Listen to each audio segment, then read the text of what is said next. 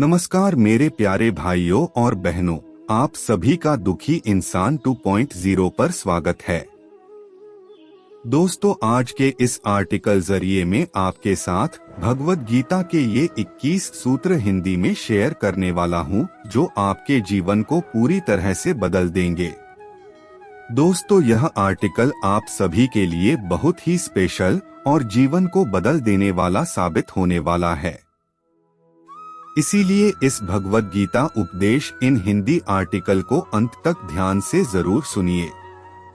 तो बिना समय को गवाए चलिए आर्टिकल की शुरुआत करते हैं। दोस्तों, एक बार पुराने टाइम में एक गांव में एक गरीब औरत रहती थी और जब उसको एक बच्चा हुआ तब वो बिल्कुल स्वस्थ था।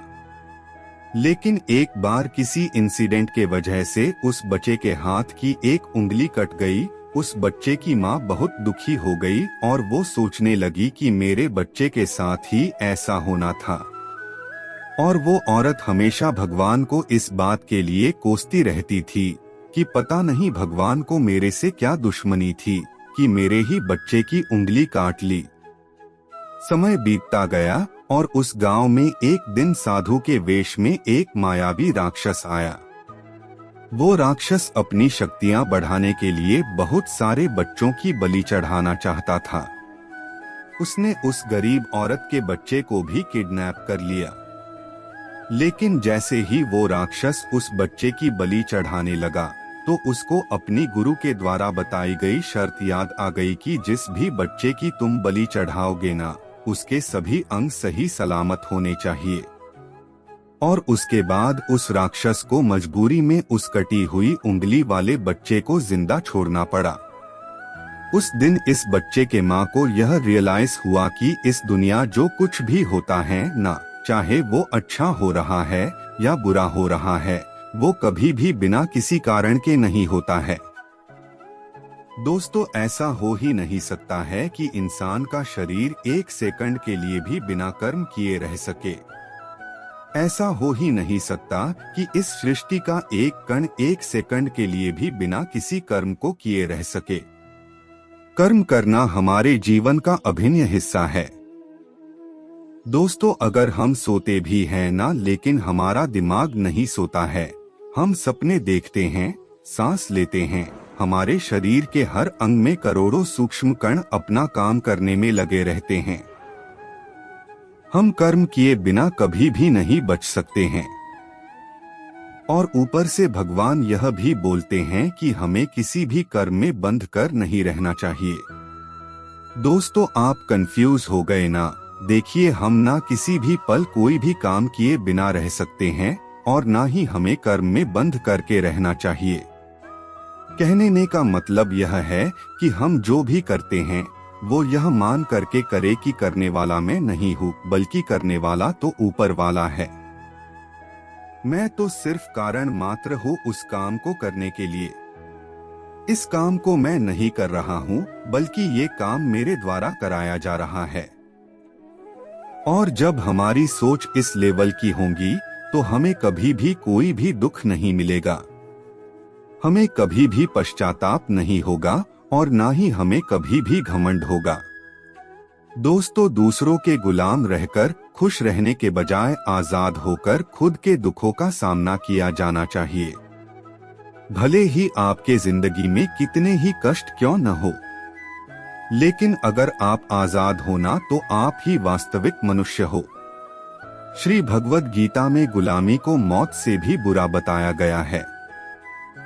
दोस्तों, इंसान किस किस का गुलाम नहीं है? वो अपने दिमाग का गुलाम है, अपने विचारों का गुलाम है और उसके साथ अपनी आदतों का भी गुलाम है।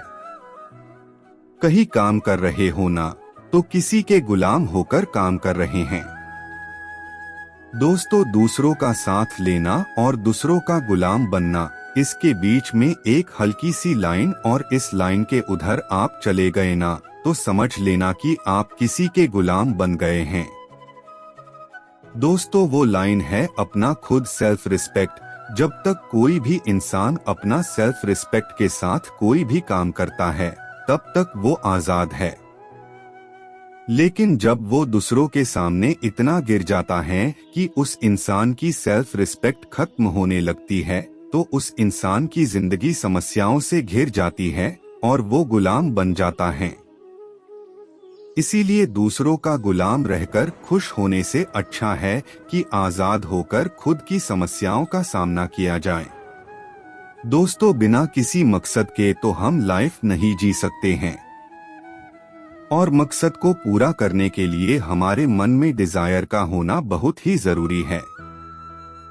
लेकिन अगर वो मकसद केवल और केवल खुद तक ही सीमित रह जाए और आपको इस बात से कोई फर्क न पड़े कि आपकी डिजायर्स के वजह से सामने वाले का कितना नुकसान हो रहा है, तो दोस्तों ऐसी डिजायर बहुत दुख देने वाली बन जाती है, क्योंकि कभी न कभी उसके गलत नतीजों का मुकाबला आपको करना ही पड़ेगा।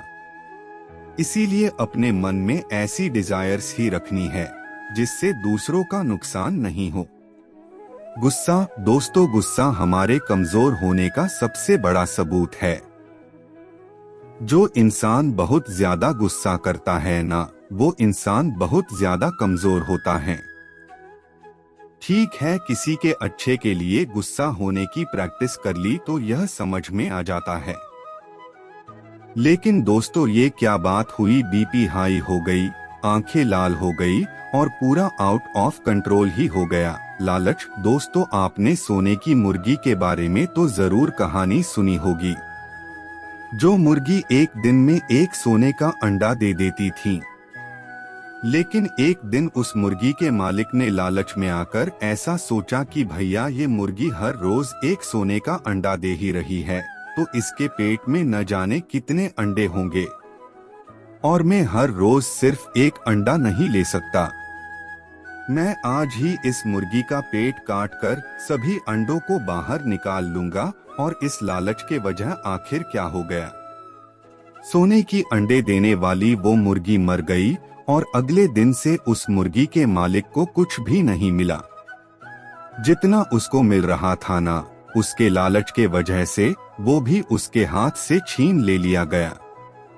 दोस्तों इसीलिए वासना, गुस्सा और लालच ये तीनों नर्क के दरवाजे हैं, और मैं मरने के बाद वाले नर्क की बात नहीं कर रहा हूँ, बल्कि नर्क समान जिंदगी जीना। मरकर नर्क जाने से भी बुरा है। इंसान जब पैदा होता है तब वो नंगा आता है, और जब वो मरता है तब उसको ऐसे ही जला दिया जाता है। उसके साथ में कुछ भी नहीं चला जाता है। दोस्तों जिंदगी में आपको जो कुछ भी यहाँ आने पर मिला है वो आपके आने से पहले किसी और का था, और जब आप यहाँ से चले जाओगे तो वो सब किसी और का हो जाएगा। जो पैसे आज आपके पास है ना, जो नाम आज आपके पास है ना, और जिस पोजीशन पर आज है उस पोजीशन पर आपसे पहले कोई और था। आज भले ही आप हो, लेकिन कल कोई और आपसे वो जगह छीन लेगा। दोस्तों यही इस सृष्टि का नियम है, और ये भगवत गीता की वो सबसे बड़ी सीख है जो हर एक पृथ्वीवासी को समझनी चाहिए। तो अगर बदलाव ही इस दुनिया का नियम है, तो ऐसी कौन सी चीज है जो हमेशा रहती है? कोई तो ऐसी चीज जरूर होगी जो हमारे मरने के बाद भी इस दुनिया में रहेगी, और वो चीज है इंसानियत। दोस्तों सबसे पहले आप एक अच्छा इंसान बनिए, और हर एक मनुष्य उस परमात्मा का अंश है, और हमारे सीधे तार उस परमात्मा से जुड़े हुए हैं। दोस्तों हमारी आत्मा कभी भी गलत नहीं हो सकती है, पर हम शरीर के सुखों के लिए गलत कर्मों को करने में लग जाते हैं, और उनका नतीजा भी गलत होता है। खैर छोड़िए, आज हमारे पास जो कुछ भी है, चाहे हमारा प्यार हो या कोई रिश्ता हो या पैसा हो या नाम हो, वो सब हमसे एक ना एक दिन जरूर छीन जाएगा या जरूर दूर चला जाएगा। और दोस्तों यही सृष्टि का नियम है कि जो कल किसी और का था वो आज आपका है, लेकिन आज जो आपका है ना, वो आने वाले दिनों के बाद किसी और का हो जाएगा। दोस्तों आज आप अपनी लाइफ में जो कुछ भी हो, वो केवल और केवल आपकी सोच के वजह से हो। आज कोई भी इंसान अगर किसी लेवल पर है ना, चाहे वो लेवल ऊपर हो या नीचे की हो, वो सिर्फ उस इंसान की सोच के वजह से हैं। अगर एक भिखारी भी अमीर बनना चाहता है ना, और वो अगर बनना चाहे तो वो अमीर बन सकता है। दुनिया के कोई माय का लाल में इतनी हिम्मत नहीं है कि उसे अमीर बनने से रोक सके। और अगर एक अमीर इंसान बर्बाद होना चाहता है ना, तो वो अपनी सोच से बर्बाद हो सकता है। अगर कोई क्रिकेट का भगवान है ना, तो वो उसकी सोच के वजह से, क्योंकि जैसा आप सोचते हैं ना, ठीक वैसा ही आप बन जाते हैं। अगर आपने किसी मंजिल को जीत लिया है ना, तो उसको एक्चुअल में जितना मात्र एक औपचारिकता रह जाती है। भगवद गीता से मिली सिख और इस आर्टिकल की 7वीं सिख यह है कि इस दुनिया में सबसे शांत इंसान वो है जिसकी बुद्धि और आत्मा एक पक्ष में है। जिनका दिमाग और दिल एक तरफ है, वो इंसान कभी भी खुश नहीं रह सकता है। जिसकी विचारों में बहुत सारी इच्छाएं होती है, और जब इच्छाएं पूरी नहीं हो जाती है, तब उस इंसान के अंदर क्रोध पैदा होने लग जाता है कि मेरा यह काम क्यों नहीं हो पा रहा है। अगर आप अपने आप को काबू में करके वो कर पाते हैं जो आप करना चाहते हैं, और जो वास्तव में सही है, और वो आपको संतुष्टि देता है, और जो कि आपको वास्तव करना चाहिए, तो आपको खुश रहने से कोई भी नहीं रोक सकता है। हमारे मन का अशांत रहने का सबसे बड़ा कारण यही है कि हम बहुत सारी इच्छाओं की पूरी होने की शर्त पर अपनी खुशियों को एक कोने पर बांध कर रख देते हैं। जबकि हैप्पीनेस क्या है? It's state of mind. खुशी एक मानसिक अवस्था होती है। इसीलिए कहा जाता है कि जो आपका मन अंतरात्मा करे वो कीजिए। अगर आपका मन करता है कि खुले आसमान में उड़ान भरूं, तो आप उड़ान भरिए, और उसके साथ ही अपने विचारों को दिल से सहमत रखिए। दोस्तों, कोई भी काम अच्छा और बुरा वो केवल एक वजह से बनता है, और वो है उस काम को करने के पीछे आपका इरादा कैसा है। आप उस काम को करना क्यों चाहते हैं? क्या आप उस काम को इसीलिए कर रहे हैं क्योंकि जिससे आपका कोई स्वार्थ पूरा हो, या आप इसीलिए काम कर रहे हैं कि किसी का भला हो जाए? काम भले ही एक हो, लेकिन उसका नतीजा इस बात पर डिपेंड करता है कि आपका उद्देश्य सही है या बुरा है।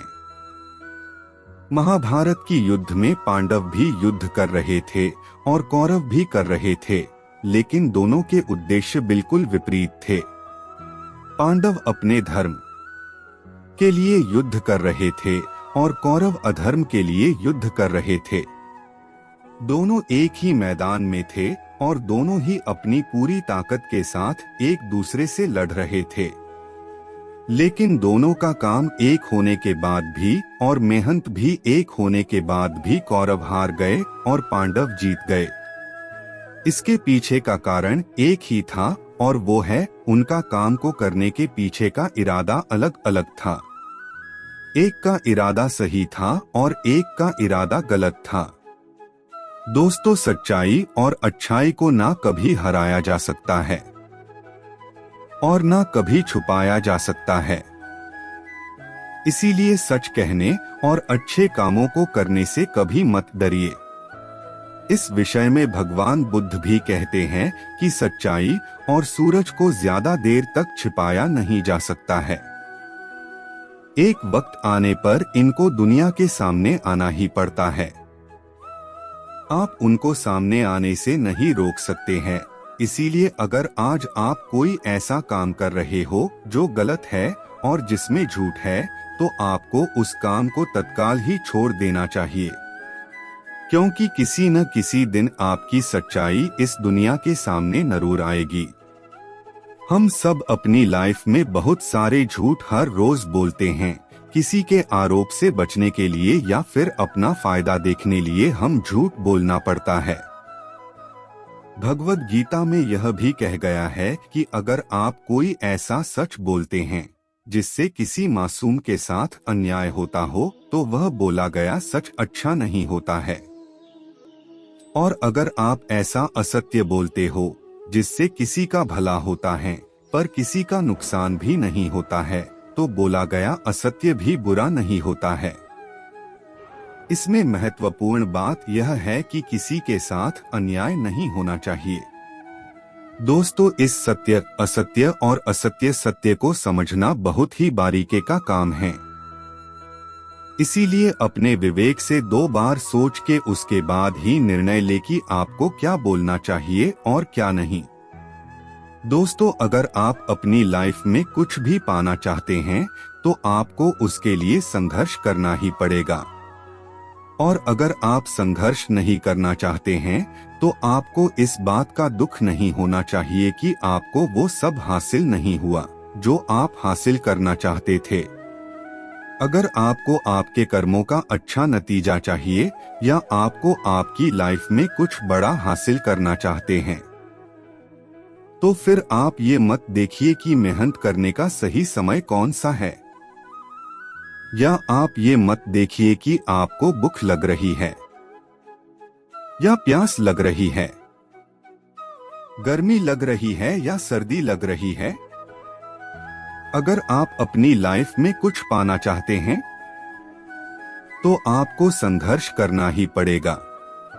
और अगर आप संघर्ष करना नहीं चाहते हैं तो आपको जितना कम मिले या कुछ भी नहीं मिले या आपका बुरा हो या आपके साथ गलत हो तो आपके पास इतनी हिम्मत होनी चाहिए इन सभी दुखों को सहन कर सको, क्योंकि ये आपकी लाइफ थी और आपके सपने थे और आपकी मेहनत थी। जिसको मेहनत करनी थी वो मेहनत करके सुखों को भोग रहा है और जिसको सिर्फ कोरे सपने देखने थे वो आज भी वैसा ही है जैसा वो तब था जब उसने वो सपना देखना शुरू कर दिया था।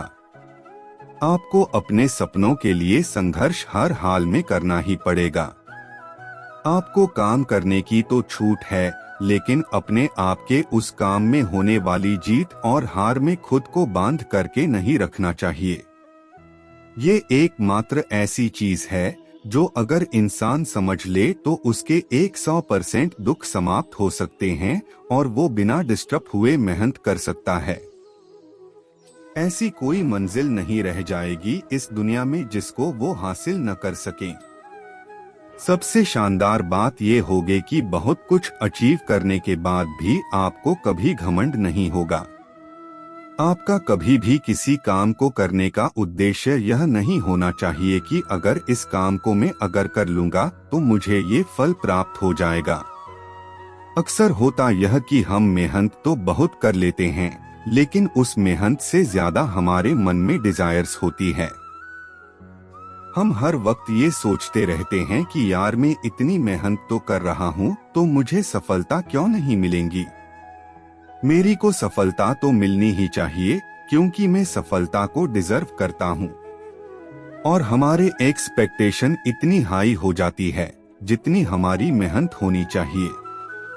लेकिन अगर आप सफल नहीं हो पाते हैं तो आपको एक बात जरूर याद रखनी चाहिए कि अगर आप इस काम में सफल नहीं हुए हैं लेकिन कोई और इंसान तो इस काम में जरूर सफल हुआ होगा, क्योंकि उसने आपसे ज्यादा मेहनत की होगी। लेकिन वो सफलता उसको न मिलकर आपको मिल जाती है तो उसके साथ में कहीं ना कहीं अन्याय हो जाता, क्योंकि उसने आपसे ज्यादा मेहनत की हुई है और उसके कर्म भी आपसे ज्यादा संघर्षशील रहे हैं। जिस दिन आपका कर्म ज्यादा संघर्षशील बन जाएगा ना तो उस दिन सफलता आपकी भी हो जाएगी, इसमें कोई डाउट नहीं है। लेकिन भगवद गीता में श्री कृष्ण जी रिजल्ट के बारे सोचने से तो क्लियर मना कर देते हैं और कहते हैं कि हे अर्जुन, तू चाहे यह लड़ाई जीते या हारे तू आएगा तो मेरे पास ही। ना तो यह है कि तू जीत करके कहीं और चला जाएगा और ना ही यह है कि तू हार करके कहीं और चला जाएगा। जैसा सब पहले था वैसा ही बाद में होगा। इसीलिए तू उठ और युद्ध के परिणाम के बारे में सोचे बिना ये समझकर लड़ाई कर कि ये लड़ाई तू नहीं बल्कि मैं यानी स्वयं खुद श्री कृष्ण कर रहा हूँ। और फिर जो भी परिणाम आए इस लड़ाई का कि अर्जुन को केवल लड़ाई को लड़नी थी और वो लड़ा और श्री कृष्ण का काम परिणाम देना था और उन्होंने वो दिया भी। श्री कृष्ण जी ने कहा है कि हे अर्जुन, तू तो उस काम को करने का सिर्फ एक जरिया है, तू तो केवल उस काम को करने के लिए एक छोटी सी वजह है, पर वास्तव में तो मैं श्री कृष्ण ही उस काम को कर रहे हैं।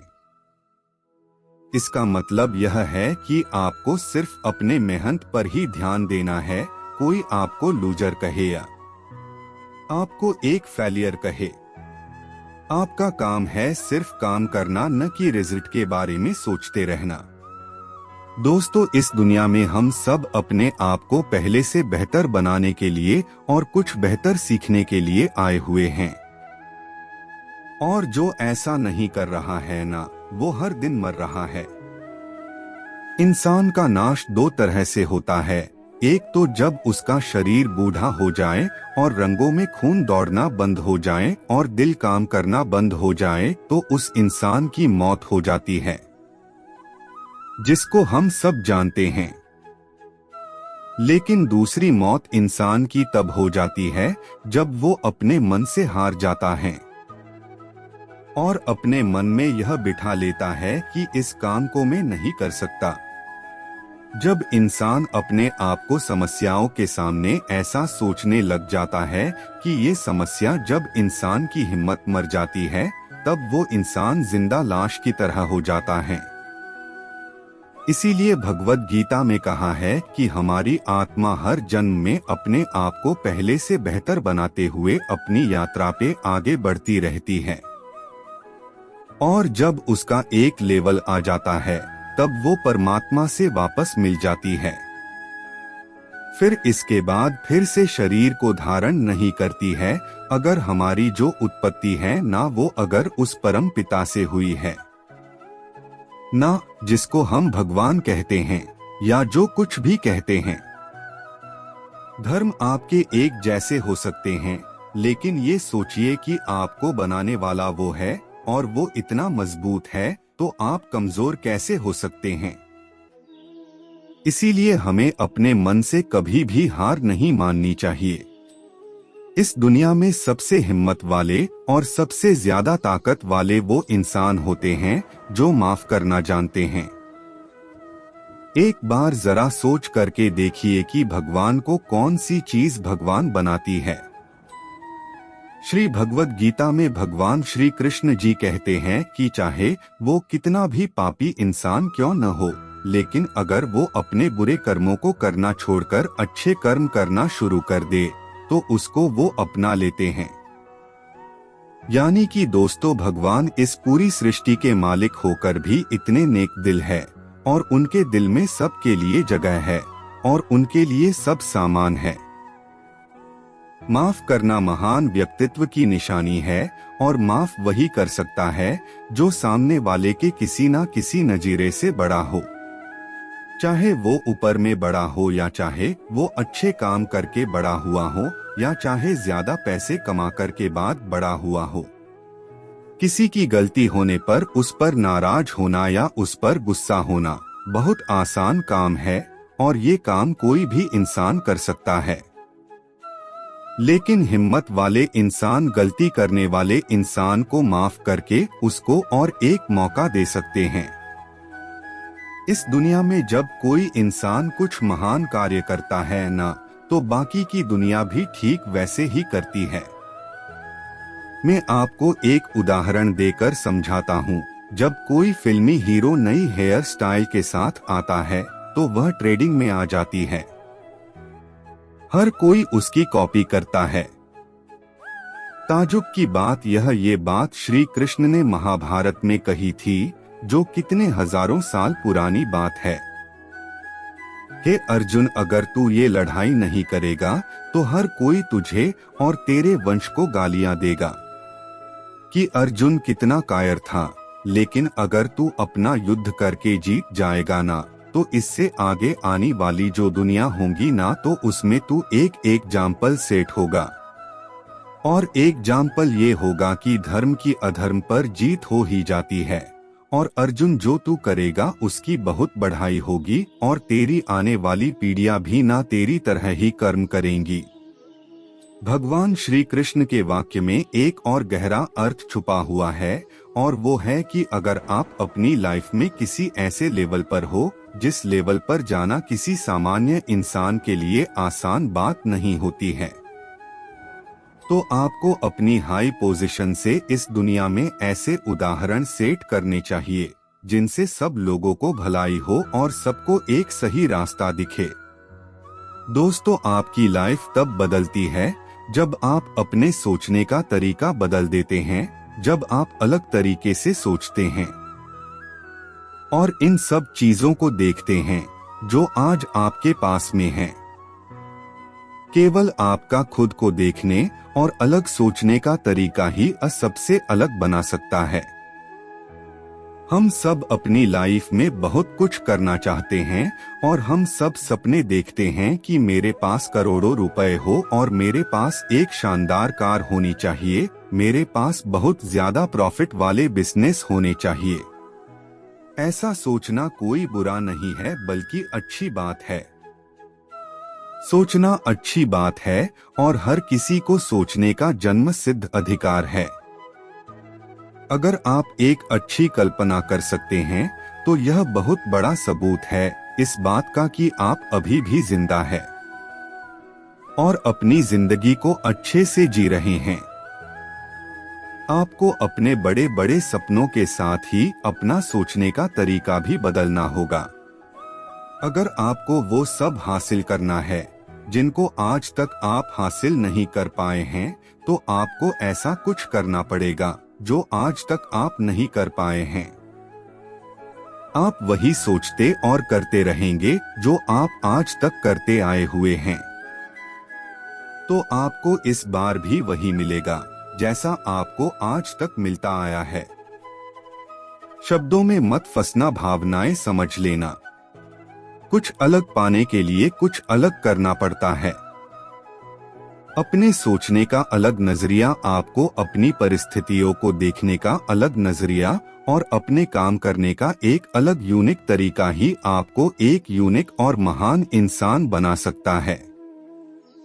दोस्तों, हमें ऐसा लगता है कि अपने मन को गुलाम बनाना मुश्किल है, लेकिन भगवद गीता में कहा गया है कि इस दुनिया कुछ भी असंभव नहीं है। हम अपने दिमाग को और अपने विचारों को और अपने आप को खुद के वश में कर सकते हैं, बशर्ते अगर हम ऐसा करना चाहे तो, और अगर इसका अभ्यास करें तो संभव है। श्री कृष्ण अर्जुन से कहते हैं कि हे अर्जुन, तुझे अपने मन को काबू में रखकर अभी केवल और केवल अपने युद्ध पर ध्यान देना चाहिए। तो उसके बाद अर्जुन श्री कृष्ण से कहते हैं कि हे भगवान, आपने ये कह तो दिया कि ये मन हर दुख और हर बीमारी की जड़ है, पर ऐसा तो हो ही नहीं सकता कि इंसान अपने मन को पूरी तरह से अपने काबू में कर ले। तो फिर ऐसा कौन सा तरीका है जिससे मैं अपने मन को काबू में कर सकता हूँ? इस प्रश्न पर भगवान श्री, अगर आप किसी काम को करने में फेल हो रहे हैं और अगर आपको उस काम में सफलता हासिल करनी है, तो आपको अपनी फेल होने की दर बढ़ानी होगा। किसी महान इंसान ने कहा है कि आपको केवल इस बात से ध्यान रखना है कि अगर मुझे इस पहाड़ पर चढ़ना है ना, तो मुझे सिर्फ लड़ना है। आपको इस बात से मतलब नहीं रखना है कि आपको 100 बार प्रैक्टिस करनी पड़े या 1000 बार फिर से प्रयास करना पड़े।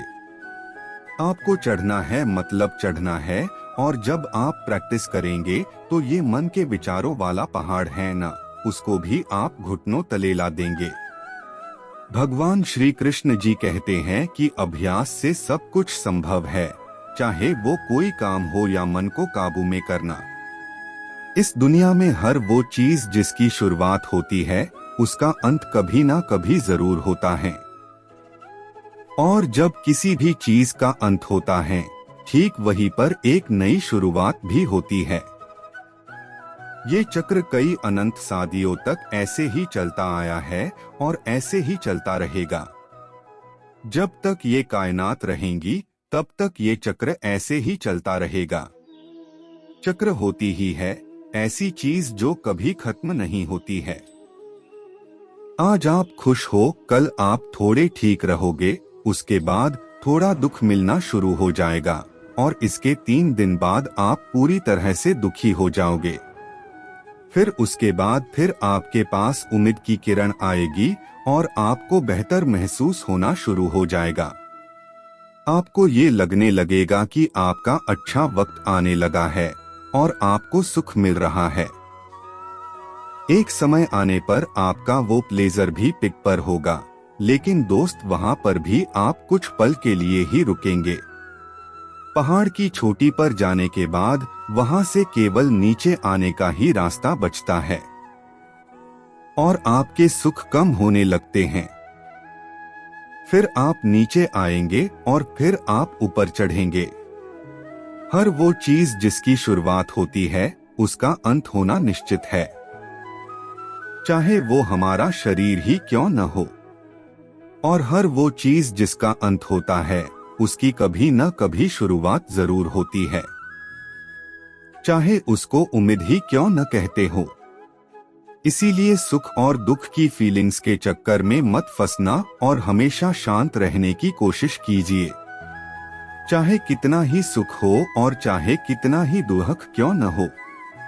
दोस्तों, हमारे शरीर से बड़ी हमारी इंद्रिय होती है और इंद्रिय से बड़े हमारे विचार होते हैं और हमारे विचारों से बड़ी हमारी बुद्धिमानी होती है और हमारी बुद्धिमानी से भी ऊपर हो उसको आत्मा कहते हैं।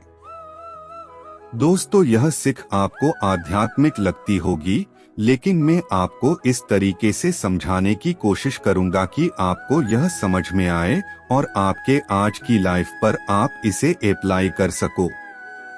श्री कृष्ण भगवद गीता में कहते हैं कि हमारा शरीर तो सबसे नीचा है। जो लोग अपने शरीर और उसके प्लेजर के बारे में ही सोचते हैं, उस इंसान का लेवल सबसे नीचे रहता है। उससे ऊपर उठकर अपने विचारों में जीता है तो वहां से बहुत चांसेज होते हैं कि वो इंसान कुछ ऐसा सोचे कि जिससे उसकी लाइफ पूरी तरह से बदल जाए और वो इंसान कुछ बड़ा काम कर जाए।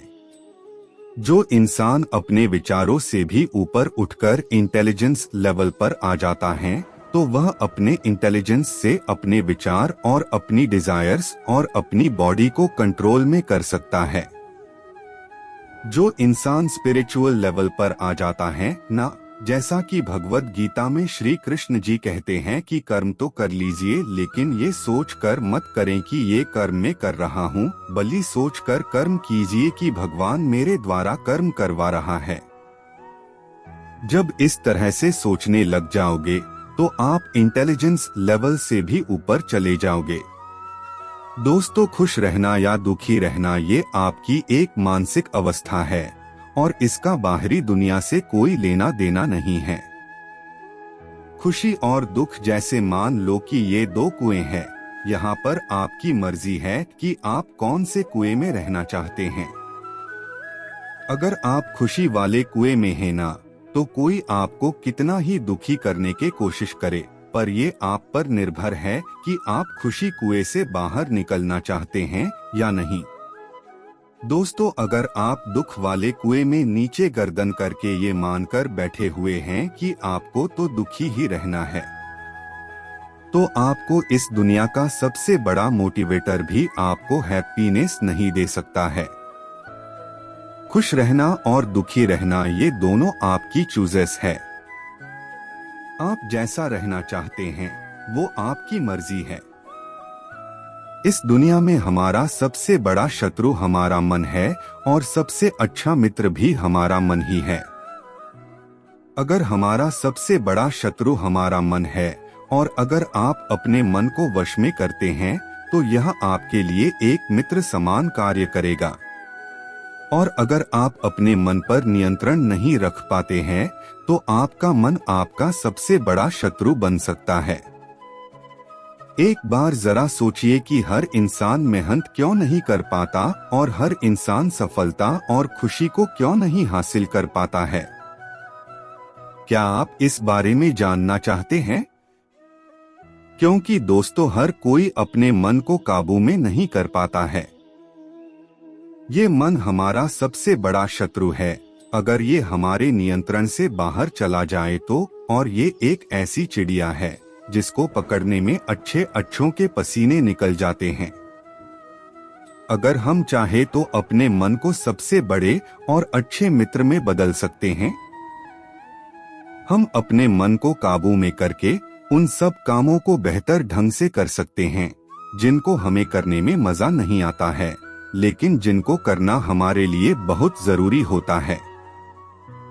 जी हाँ दोस्तों, मैं बात कर रहा हूँ अनुशासन की। अगर हम अनुशासित रहते हैं तो हमारे लिए इस दुनिया में कुछ भी पाना मुश्किल नहीं है। दोस्तों, हमारी लाइफ ना तो पास्ट में है और ना ही फ्यूचर में है। हमारी लाइफ है ना तो केवल सिर्फ वर्तमान में है। हम अपने पास्ट को याद तो कर सकते हैं और उसमें किए गए कर्मों के फल को भुगत तो सकते हैं। केवल आज तारीख में जो काम हम कर रहे हैं उसका फल स्वरूप हमारे भविष्य में हमारे सामने वो खड़े होंगे। इसीलिए हमारा उद्देश्य यह होना चाहिए कि हम आज अपने वर्तमान के काम में मन लगाएं, क्योंकि जो भी काम हम अपना मन लगाकर करते हैं वो एक बीज की तरह होता है, और ये कर्म का बीज है ना, वो पनपता जरूर है। अब वो डिपेंड करता है कि वो बीज कैसा है। उसी हिसाब से कभी कभी जल्दी और कभी कभी लेट उसका पेड़ जरूर बनता है, लेकिन बीज से पेड़ जरूर बनता है। हमारे नाम से इंसान बड़ा या छोटा नहीं होता है, बल्कि उसके काम से होता है। उसके द्वारा किए गए कर्म ही उसको अच्छा और बुरा बनाते हैं, और इंसान की पहचान उसके नाम से ज्यादा उसके काम से होती है। इसीलिए इंसान को बड़े बड़े काम करना चाहिए। दोस्तों, अगर आपको हमारे द्वारा लिखित गीता सार इन हिंदी आर्टिकल पसंद आया होगा और आपके लिए उपयोगी साबित हुआ होगा तो अपने सच्चे मित्र के साथ गीता सार इन हिंदी आर्टिकल को अवश्य शेयर कीजिए। दोस्तों, फिर मिलेंगे ऐसे ही एक लाइफ चेंजिंग पोस्ट के साथ। तब तक के लिए आप जहां भी रहिए खुश रहिए और खुशियां बांट रही। आपका बहुमूल्य समय देने के लिए धन्यवाद।